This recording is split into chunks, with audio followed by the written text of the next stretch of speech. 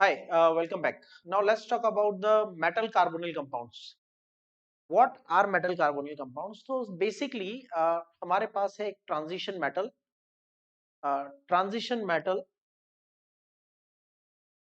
As a central metal atom और ion, और इसके साथ जो लिगेंड है वो लिगेंड है कार्बन मोनोऑक्साइड। जब कार्बन मोनोऑक्साइड ट्रांजिशन मेटल के साथ अटैच होता है थ्रू कोऑर्डिनेट कोवेलेंट बॉन्ड, हम कहते हैं कि ये एक मेटल कार्बोनिल कंपाउंड है। जैसे टेट्रा कार्बोनिल निकल, तो यहाँ पे निकल एटम एक सेंट्रल एटम है और उसके साथ 4 कार्बन मोनोऑक्साइड अटैच हुए हैं टू कोऑर्डिनेट कोवेलेंट बॉन्ड, तो ये एक मेटल कार्बोनिल कंपाउंड है। सेकंड थिंग इज, जब कार्बन मोनोऑक्साइड लिगेंड की तरह बिहेव करता है we call it as carbonyl. तो टेट्रा कार्बोनिल निकल या फिर पेंटा कार्बोनिल आयरन या फिर hexa carbonyl chromium, hexa carbonyl chromium, ये सब मेटल कार्बोनिल्स के एग्जाम्पल हैं। 4 के साथ ज्योमेट्री क्या होती है? टेट्राहेड्रल। टेट्राहेड्रल 5 के साथ ज्योमेट्री क्या होती है? Trigonal bipyramidal. 6 के साथ ज्योमेट्री क्या होती है? ऑक्टाहेड्रल। आप इन ज्योमेट्रीज को हाइब्रिडाइजेशन के थ्रू फाइंड कर सकते हो। You write the electronic configuration and then you can find the geometry. ठीक है, एक एग्जांपल मैं आपको बता देता हूं कि टेट्रा कार्बोनिल निकल टेट्राहेड्रल क्यों है। How would you find the hybridization? लेकिन बेसिकली आपको कुछ टिपिकल एग्जांपल्स हैं जो एग्जाम के लिए डायरेक्टली याद रखने चाहिए। कुछ 5-6 एग्जांपल्स मैं आपको बताऊंगा। It's better to remember those geometries directly, because exam में अननेसेसरी कुछ टिपिकल एग्जांपल्स को फाइंड करने में आपको टाइम वेस्ट नहीं करना चाहिए। यार, निकल का मैं एग्जांपल दे देता हूं आपको। निकल का कॉम्प्लेक्स होता है, वीबीटी का कॉम्प्लेक्स लॉजिक लगाएंगे तो आर्गन 3d8,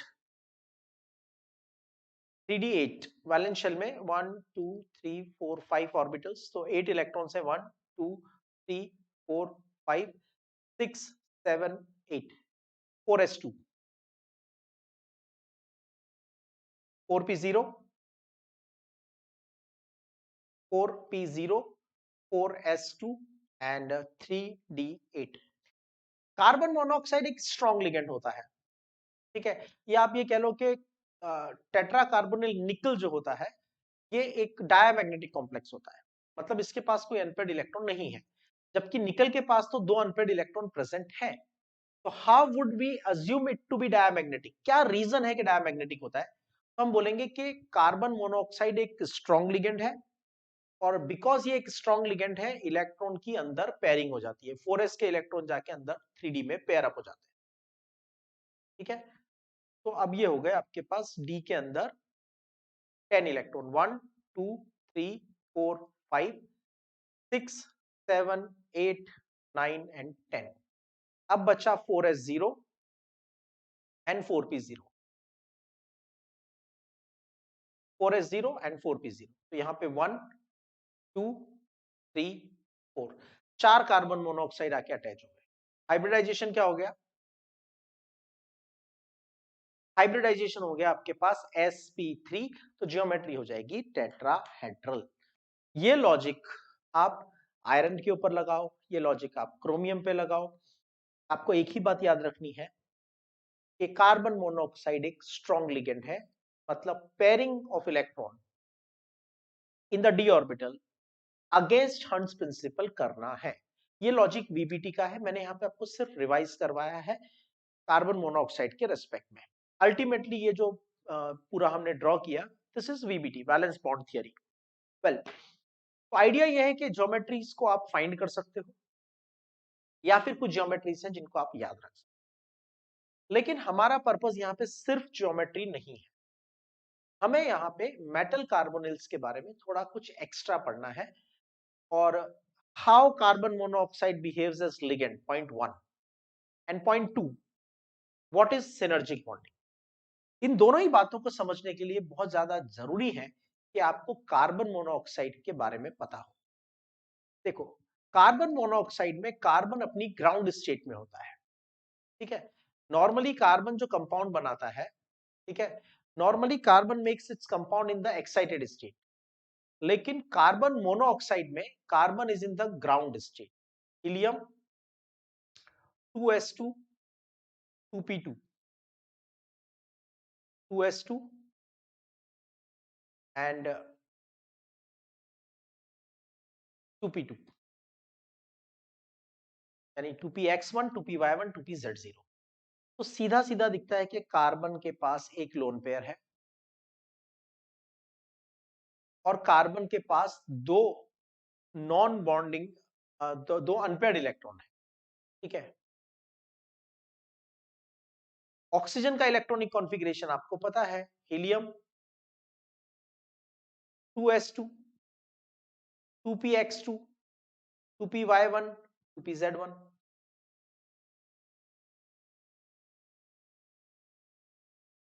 ठीक है. तो अब ऑक्सीजन के पास भी दो अनपेयर्ड इलेक्ट्रॉन है और ऑक्सीजन के पास दो लोन पेयर भी है. ठीक है. दोनों के अनपेयर्ड इलेक्ट्रॉन मिलके बन गया नॉर्मल कोवेलेंट बॉन्ड. ये बन गई Lewis dot structure of carbon monoxide. लेकिन ये कंप्लीट नहीं है.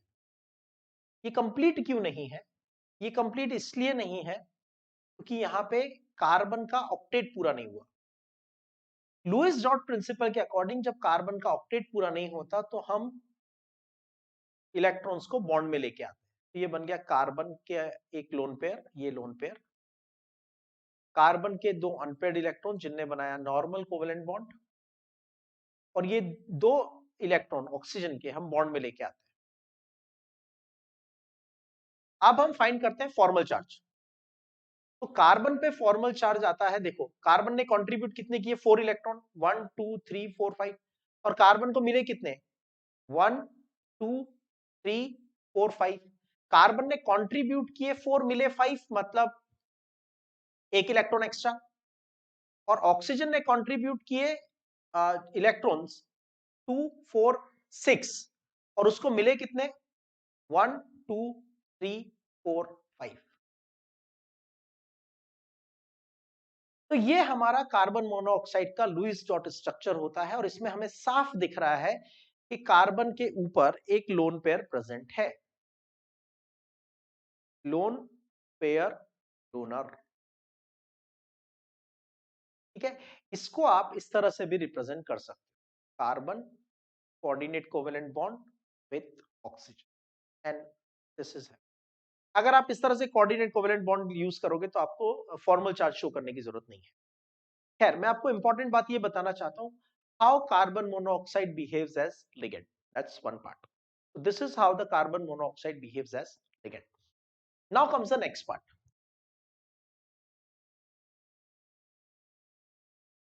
अब मैं थोड़ा एमओटी के पास जाता हूं. Molecular orbital theory. Sigma 1s bonding, sigma 1s anti bonding, sigma 2s bonding, sigma 2s anti bonding. Right. इसके बाद pi 2px bonding, pi 2py bonding, sigma 2pz bonding, pi 2px anti bonding, pi 2py anti bonding, sigma 2pz anti bonding. Okay. ये order आपको molecular orbital theory 11th standard से पता होना चाहिए कि हम कार्बन मोनोऑक्साइड में ये ऑर्डर क्यों यूज करते हैं. ठीक है. We are not going for the molecular orbital theory. तो अगर आपको ये समझना है कि ये एनर्जी ऑर्डर कहां से आया, तो obviously you have to refer the 11th standard topic. हम पूरी एमओटी यहाँ पे डिस्कस नहीं करने वाले हैं. हम इसके स्पेशल पॉइंट डिस्कस करने वाले हैं. कार्बन के पास है टोटल टोटल 6 इलेक्ट्रॉन्स. ऑक्सीजन के पास है टोटल 8 इलेक्ट्रॉन्स. तो टोटल हमारे पास है 14 electrons. 2 4 6 8 10 12 14. Anti bonding p orbitals are vacant. ठीक है. बॉन्ड ऑर्डर फाइंड कर लेते हैं. Bond order is half of bonding electrons and anti bonding electron. Anti bonding में कितने इलेक्ट्रॉन है? 2 + 2 4। Out of 14, 4 are in anti bonding, 10 are in bonding. Bond order आया 3। Yes, हमने पहले ही कहा था बॉन्ड ऑर्डर 3 है। लेकिन यहां जो मैं आपको हाईलाइट करना चाहता हूं वो है ये ऑर्बिटल। ये पूरा डिस्कशन एक्चुअली यहाँ पे नहीं होता है, ये केमिकल बॉन्डिंग का डिस्कशन है। जब हम लुईस डॉट स्ट्रक्चर्स पढ़ते हैं केमिकल बॉन्डिंग के अंदर, जब हम एमओटी पढ़ते हैं, तो ये सब चीजें हमें ऑलरेडी आनी चाहिए।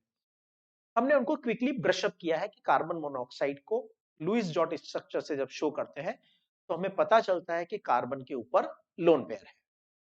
जब कार्बन मोनोऑक्साइड पे एमओटी अप्लाई करते हैं तो हमें पता चलता है कि उसके anti bonding P orbitals vacant है। ये दोनों ही फैक्टर्स रिक्वायर्ड हैं हमें कॉम्प्लेक्स कंपाउंड को समझने के लिए। ठीक है, पहले फर्स्ट पॉइंट को लेते हैं। Carbon monoxide has lone pair over carbon. Carbon monoxide has lone pair over carbon, and that is the why it can behave as ligand, and it forms the different types of complex compounds. अब हम कह सकते हैं कि metal plus homoleptic complex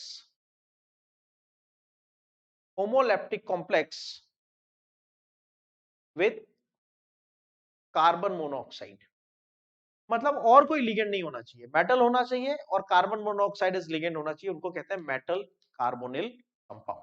okay, so the homoleptic carbonyl compounds are formed by the transition metal and carbon monoxide के combination से बनते हैं। These carbonyls have the simple and well defined structures। मैंने कुछ structures आपको याद करने को कहा है, बेटर होगा याद कर रखें, अदरवाइज फाइंड कैसे करते हैं वो भी मैंने आपको सिखाया है। तो टेट्रा कार्बोनिल निकल 0 is tetrahedral. Pentacarbonyl iron 0 is a trigonal bipyramidal. Hexacarbonyl chromium is octahedral. उसके बाद ये वाला इंपॉर्टेंट है, deca carbonyl dimanganese 0। Deca carbonyl dimanganese 0 is made up of 2 square pyramidal carbon monoxide. ये जो ज्योमेट्री है ये स्क्वायर बायपिरामिडल है, स्क्वायर बायपिरामिडल ये। और जब ये दोनों ज्वाइंट हो जाती हैं तो हमें मिलता है ये कॉम्प्लेक्स। ये दो स्क्वायर बायपिरामिडल की ज्योमेट्री कंबाइन होकर बनाती है डेका कार्बोनिल डाइमैग्नीज, और मैग्नीज की ऑक्सीडेशन स्टेट रहती है 0। इसके बाद है ऑक्टा कार्बोनिल डाइकोबाल्ट 0। देखो डाइकोबाल्ट 0 कॉम्प्लेक्स में क्या होता है, ये कोबाल्ट है, ठीक है, और ये दूसरा कोबाल्ट है। ये दोनों कोबाल्ट कार्बन मोनोऑक्साइड के ब्रिज के थ्रू अटैच होते हैं, ठीक है। एंड ये कॉम्प्लेक्स बनता है। ये जो टिपिकल एग्जांपल्स मैंने आपको बताए हैं, प्लीज इन एग्जांपल्स को आप याद रखना। टेट्रा कार्बोनिल निकल 0 होता है टेट्राहेड्रल।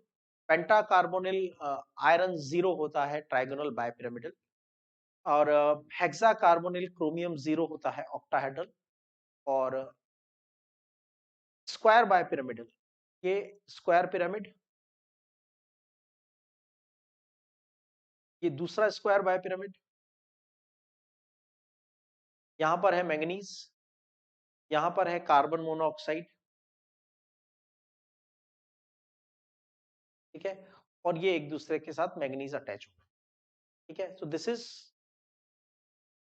डेका मतलब 10 कार्बोनिल डाई मैग्नीज, और मैग्नीज का ऑक्सीडेशन स्टेट 0। इसमें दो स्क्वायर बायपिरामिडल ज्योमेट्रीज आपस में कंबाइन होती है, ठीक है। अब आता है कंसेप्ट ऑफ सिनर्जिक बॉन्डिंग। तो मैंने अभी आपको स्टार्टिंग में कहा था कि कार्बन मोनोऑक्साइड के बारे में दो चीजें बहुत इंपॉर्टेंट। पहली चीज ये इंपॉर्टेंट है कि उसके में कार्बन ग्राउंड स्टेट में बॉन्ड बनाता है और उसके ऊपर लोन पेयर होता है। यूजिंग दैट लोन पेयर वो मेटल के साथ अटैच होता है, लिगेंड की तरह बिहेव करता है और मेटल कार्बोनिल कंपाउंड बनाता है। This is what I explain you now. दूसरी बात मैंने आपको बताई थी कि कार्बन मोनोऑक्साइड के जो एंटी बॉन्डिंग ऑर्बिटल्स होते हैं, कार्बन मोनोऑक्साइड के anti bonding P orbitals vacant होते हैं, ठीक है, एमओटी में डिस्कस किया था, वो भी बॉन्डिंग में हेल्प करते हैं, and that's very very important concept here, that is called synergic bonding concept, ठीक है। तो आप देखो पहले सिनर्जिक बॉन्डिंग कंसेप्ट क्या है। देखो ये कार्बन मोनोऑक्साइड, ये नॉर्मल कार्बन मोनोऑक्साइड है और ये इसका लोन पेयर है। ये लोन पेयर उसने डोनेट किया empty D orbital of metal. ये क्या है? Empty D orbital of metal. और ये क्या है? Lone pair of carbon monoxide. ये क्या है? What is this? These are empty anti bonding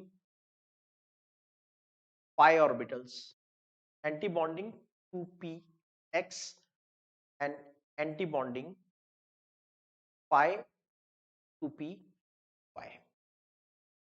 anti-bonding pi 2px और एंटी-बॉन्डिंग pi 2py ऑर्बिटल्स हैं, ये एम्प्टी हैं। अब आप देखो, जब भी आप कोई कॉम्प्लेक्स बनाओगे, जैसे आपने निकल का कॉम्प्लेक्स बनाया, अभी हमने डिस्कस किया था स्टार्टिंग में, और आपने कॉम्प्लेक्स बनाया 4 कार्बन मोनोऑक्साइड को, तो क्या हुआ था? पहले निकल के सभी डी इलेक्ट्रॉन्स की अंदर पेयरिंग हो गई थी।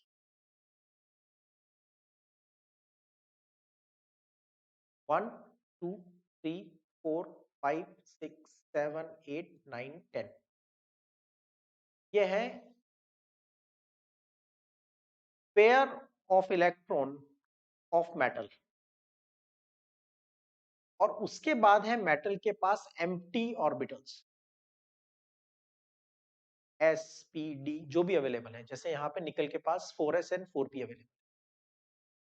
तो जब कार्बन मोनोऑक्साइड आएगा, ठीक है, दोबारा ध्यान से समझ लो एक बार, मैं इसको इरेज कर देता हूं to be easier for you to understand. तो बेसिकली क्या होगा कि जब कार्बन मोनोऑक्साइड आएगा, तो कार्बन मोनोऑक्साइड अपना लोन पेयर लेके आएगा, और वो लोन पेयर किसको देगा? एम्प्टी ऑर्बिटल्स ऑफ मेटल को। ये जो ग्रीन वाले ऑर्बिटल्स हैं, ये एम्प्टी ऑर्बिटल्स हैं मेटल के, इनका हेड टू हेड ओवरलैप होगा, मतलब ये एक एम्प्टी ऑर्बिटल और इसमें आके कार्बन मोनोऑक्साइड ने लोन पेयर दे दिया। ये दूसरा एम्प्टी ऑर्बिटल दूसरे कार्बन मोनोऑक्साइड ने आके उसको इलेक्ट्रॉन दे दिया। Third empty orbital third carbon monoxide ने आके उसको electron. Fourth empty orbital fourth carbon monoxide ने जाके इलेक्ट्रॉन दे दिया। मैं उन 4 कार्बन मोनोऑक्साइड में से आपको सिर्फ एक कार्बन मोनोऑक्साइड शो कर रहा हूं। Got it? इसके अराउंड वैसे 4 कार्बन मोनोऑक्साइड हो सकती है, 5 हो सकती है, 6 हो सकती है, depending on the compound. Well, मैंने एक मेटल का एक कार्बन मोनोऑक्साइड के साथ सिग्मा बॉन्ड कैसे बनता है वो बताया, ठीक है। तो सिग्मा बॉन्ड कैसे बनता है? सिग्मा बॉन्ड कैसे बनता है? Empty hybrid orbital, empty hybrid orbital of metal plus lone pair of carbon monoxide और orbital of carbon monoxide having lone pair, ये बॉन्ड बना ले। एग्रीड? ये बन गया coordinate covalent bond, sigma bond. अब कुछ स्पेशल होता है जो अभी तक के कॉम्प्लेक्सेस में हमने नहीं पढ़ा था। स्पेशल क्या होता है? मेटल के ये जो ऑर्बिटल्स हैं जिनके पास पेयर्ड इलेक्ट्रॉन है, ये बैक बॉन्डिंग करते हैं। मतलब ये मेटल का एक ऑर्बिटल जिसमें लोन पेयर प्रेजेंट है, ये कार्बन मोनोऑक्साइड के एंटी बॉन्डिंग पी ऑर्बिटल के साथ ओवरलैप करेंगे, एंटी बॉन्डिंग पी ऑर्बिटल के साथ और ओवरलैप करेंगे। तो पाई बॉन्ड कैसे बनता है? पाई बॉन्ड बनने के लिए orbital of metal having lone pair plus anti bonding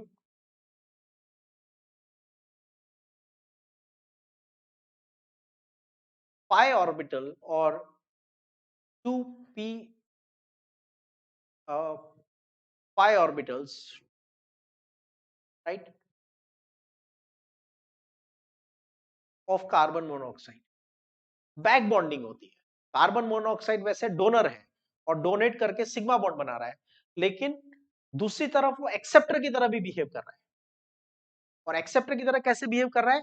जो कार्बन मोनोऑक्साइड के एम्प्टी डी ऑर्बिटल्स है, कार्बन मोनोऑक्साइड के एंटी बॉन्डिंग पी ऑर्बिटल्स है जो कि एम्प्टी है, उसके अंदर लोन पेयर एक्सेप्ट हो जाते हैं। लोन पेयर डोनेट कौन कर रहा है? Metal donate. तो हम कहते हैं बैक बॉन्डिंग, और पाई कैरेक्टर्स डेवलप हो जाते हैं। और ये जो बॉन्ड बनता है, ऑब्वियसली ये बॉन्ड एक एक्स्ट्रा बॉन्ड है। अगर ये बैक बॉन्डिंग नहीं होती तो कार्बन मोनोऑक्साइड और मेटल में सिर्फ एक ही बॉन्ड होता, सिग्मा बॉन्ड। लेकिन जब ये बैक बॉन्डिंग होगी तो दोनों एक दूसरे के ज्यादा पास में आ जाएंगे और एडिशनल बॉन्ड भी बन गया है, तो स्ट्रेंथ बढ़ जाएगी। And that is how the matter carbonyl compound become more stable. इसको कहते हैं सिनर्जिक बॉन्डिंग। ठीक है। ओवर एंड अबाउ एक फैक्टर जो हमें ध्यान रखना चाहिए, जो नॉर्मली एनसीईआरटी में मेंशन नहीं है, due to back bonding, remember this thing, right, due to back bonding number of electrons in anti-bonding p orbital of carbon monoxide will increase. I repeat, जब कार्बन मोनोऑक्साइड अकेला है, alone है, single है, तो क्या carbon monoxide के anti bonding P orbital में electron है क्या? नहीं है।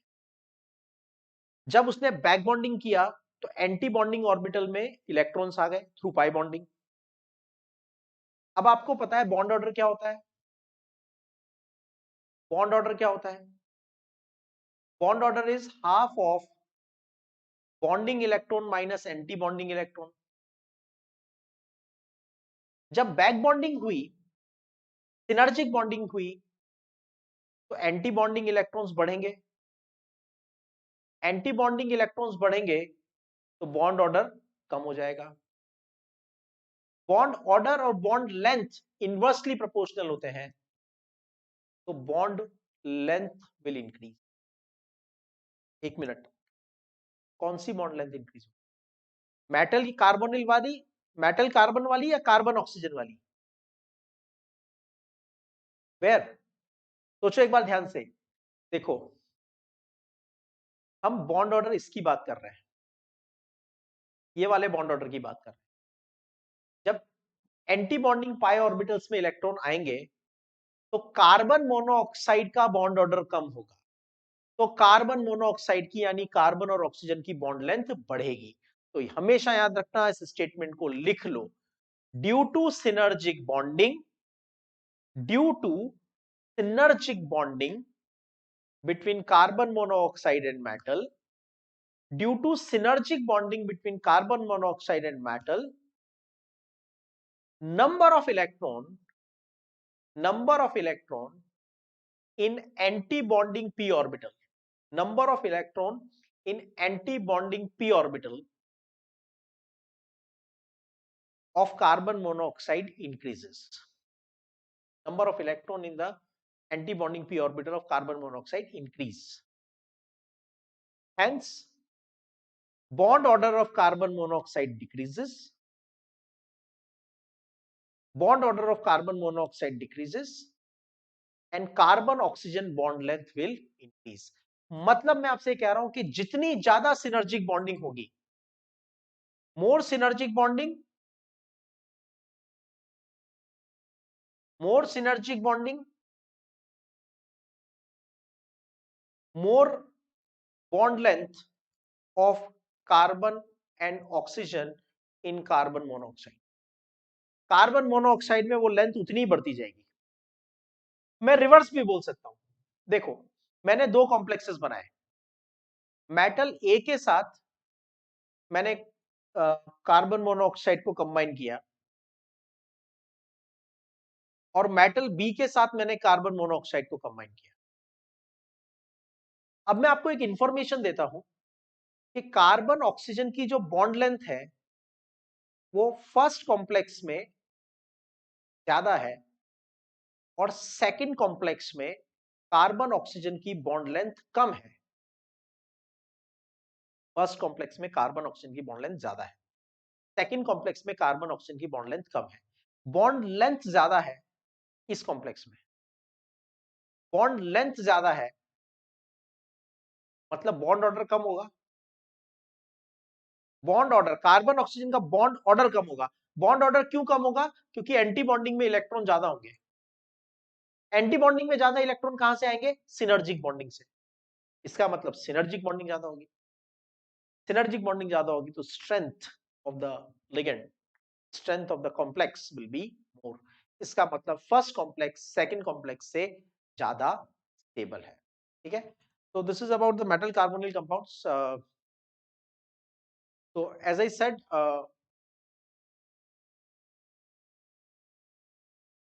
the metal carbonyl bond is the metal carbonyl possess both sigma characters as well as pi characters. Sigma bond किससे बनता है? Formed by the donation of the lone pair by the carbon of carbon monoxide in the vacant orbital of metal.